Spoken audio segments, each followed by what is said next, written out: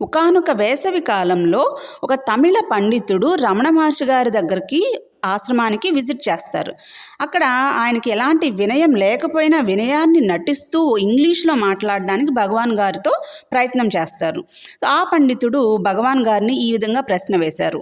స్వామి, అజ్ఞానులమైన మేము ఎన్నో చదువుతాము, ఎన్నో పుస్తకాలు చదువుతాము, వాటితో సత్యానికి దగ్గర అవ్వాలనుకుంటాం. కానీ అవన్నీ చదవడం వల్ల సత్యానికి దూరమే అవుతున్నాము. ఆ బుక్స్ అన్నీ యూజ్లెస్గా కనిపిస్తున్నాయి. ఇక మన ఋషులు కూడా అభిప్రాయ భేదాలు ఉన్నాయి. వాళ్ళు చెప్పే రకరకాల అభిప్రాయాలు వాళ్ళు చెప్తున్నారు. శంకరులేమో నేను బ్రహ్మమును అని తలుచుకుంటూ ఉంటే నీవు బ్రహ్మమే అవుతావు అని అంటున్నారు.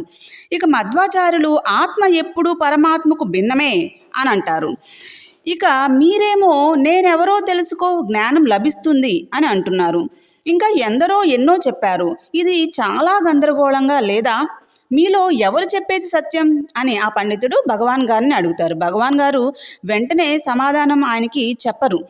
ఇక వెంటనే ఆ వ్యక్తికి ఎలాంటి వినయం లేదు కదా, గట్టిగా నేను ఇప్పుడే త్రోవను వెళ్ళాలి అనేసరికి భగవాన్ గారు చెయ్యి మెల్లగా విసిరివేసి వచ్చిన త్రోవనే పొండి అని అన్నారు.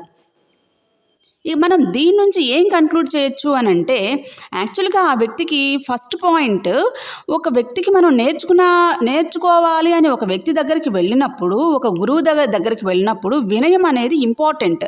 గురువు శిష్యుల మధ్య ఆ వినయం అనేది ఇంపార్టెంట్ అనమాట. ఎప్పుడైతే ఆ వినయం ఉందో మనం వాళ్ళు ఏం చెప్తున్నారో మనకు అర్థమవుతుంది, సత్యానికి మనం దగ్గరగా వెళ్తాం. అండ్ ఇక్కడ ఆ వ్యక్తి ఎన్నో పుస్తకాలు చదివారు.